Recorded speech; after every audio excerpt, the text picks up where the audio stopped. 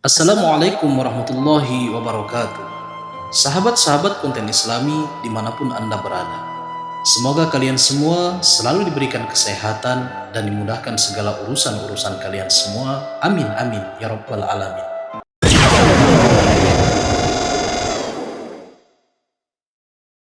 Tabirun Nasar adalah makhluk pertama yang diciptakan oleh Allah Subhanahu wa taala untuk mengisi bumi. Lantas, sejenis apakah Tabirun Nasar dan bagaimana bentuknya? Menurut para ahli tafsir, saat bumi berusia 8.000 tahun, keadaannya masih kosong dan banyak biji-bijian seperti biji sawi putih. Kemudian Allah Subhanahu wa taala menciptakan seekor unggas yang bernama Tabirun Nasar. Menurut sebuah riwayat pula, ketika Allah menurunkan Tabirun Nasar ke bumi, Allah Subhanahu wa taala mengatakan kepada Tabirun Nasar, "Wahai Tabirun Nasar, makanlah olehmu biji sawi itu sampai habis. Apabila telah habis biji sawi itu, engkau akan kumatikan." Hal ini diperkuat oleh perkataan para ahli yang meyakini bahwa di saat bumi berumur 8.000 tahun dan keadaan masih kosong, saat itu sudah banyak biji sawi putih, maka Allah Subhanahu wa taala menciptakan seekor unggas dengan nama Tabirun Nasar. Lalu unggas Tabirun Nasar memakan biji sawi tersebut, namun pola dan jangka waktu yang berbeda-beda. Pertama, Tabirun Nasar memakan biji sawi 1 butir per hari. Kemudian semakin menipis, ia memakannya 1 biji per bulan. Takut akan kematian, sampai-sampai ia memakannya 1 tahun sekali.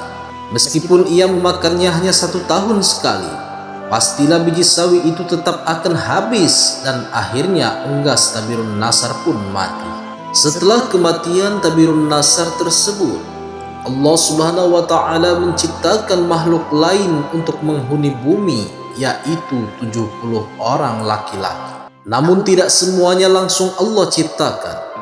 Apabila ada seorang yang meninggal, maka Allah ganti dengan 1 laki-laki lain untuk mengisi bumi. Masing-masing dari mereka berumur 70.000 tahun. Kabarnya 1 tahun pada masa itu sama dengan 1.000 tahun pada masa sekarang. Tatkala 70 orang laki-laki itu meninggal, lalu Allah Subhanahu wa taala menciptakan jin untuk mengisi kekosongan bumi. Sebagian dari mereka mempunyai bentuk dan rupa yang berbeda. Lalu Allah Subhanahu wa taala mengutus 1 orang di antara mereka untuk mengajarkan ilmu dan beriman kepada Allah Subhanahu wa taala.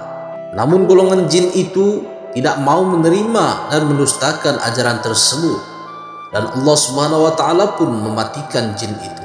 Setelah Allah Subhanahu wa taala menciptakan Tabirun Nasar dan jin untuk mengisi kekosongan bumi, dan kemudian Allah mematikannya, selanjutnya Allah hadirkan makhluk yang berpasangan dan wujudnya seperti bintang yang keluar dari neraka. Kemudian lahirlah dari pasangan makhluk tersebut sebuah anak yang diberi nama Azazil. Setelah cukup besar, Azazil melakukan peribadatan kepada Allah Subhanahu wa taala selama 1.000 tahun lamanya. Kemudian Allah mengangkat Azazil ke langit pertama. Di langit yang pertama, Azazil pun tekun beribadah.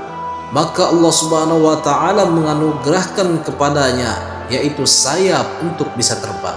Kemudian Allah Subhanahu wa taala menyuruhnya untuk tinggal di langit kedua seraya beribadah selama 1.000 tahun. Singkat cerita, tiap-tiap lapisan langit ia tempati untuk melakukan peribadatan kepada Allah Subhanahu wa taala. Inilah penghuni bumi sebelum Nabi Adam alaihissalam menurut kebanyakan ulama. Saat Azazil diangkat ke langit, di situ pula Allah Subhanahu wa taala menciptakan makhluk lain yaitu Jannah yang berasal dari bangsa jin. Jannah mengisi bumi selama 70.000 tahun lamanya hingga akhirnya melahirkan anak cucu.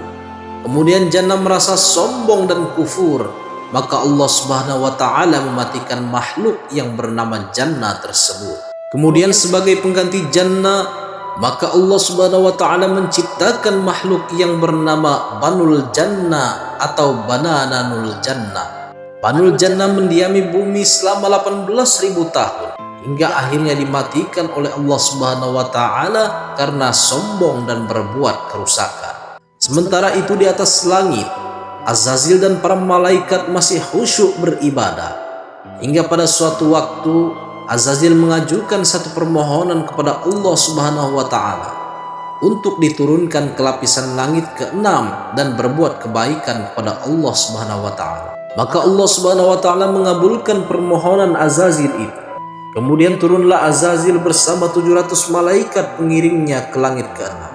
Singkat cerita, setelah merasa cukup melakukan peribadatan di langit ke-6, Azazil memohon kepada Allah untuk diturunkan ke langit ke-5 dan seterusnya. Hingga sampailah ia di langit dunia. Setelah di langit dunia, Azazil kembali memohon kepada Allah Ta'ala untuk diturunkan kembali ke bumi. Ia melakukan permohonan yang berbunyi, "Ya Tuhanku, betapa bananul jannah telah banyak berbuat kerusakan di muka bumi.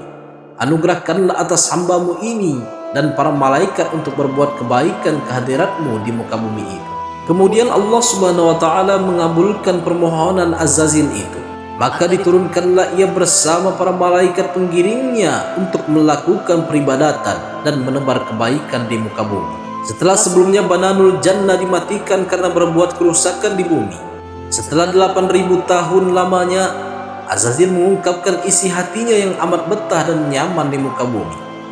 Hingga ia kembali memohon kepada Allah Subhanahu wa taala untuk tetap tinggal selamanya menempati bumi dan berbakti kepada Allah Subhanahu wa taala. Hingga pada suatu waktu Allah Subhanahu wa taala menurunkan keterangan kepada Azazil yang berbunyi, "Dan ingatlah ketika Tuhanmu berfirman kepada para malaikat, Aku hendak menjadikan khalifah di bumi.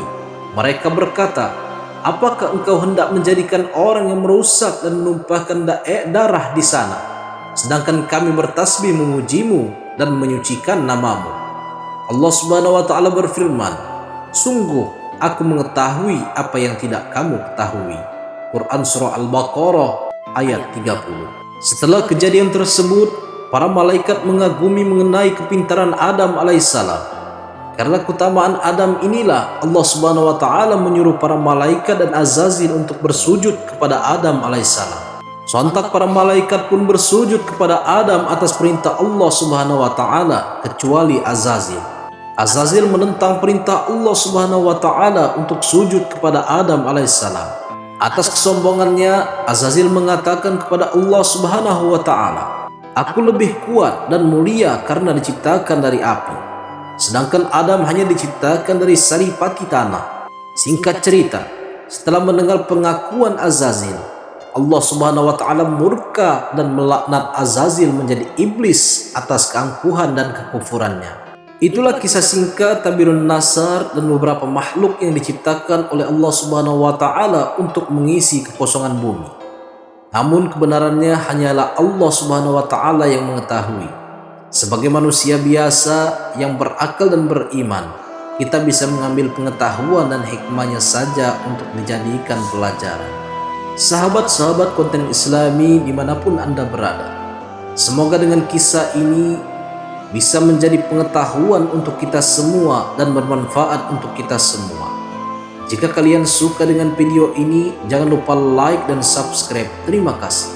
Wassalamualaikum warahmatullahi wabarakatuh.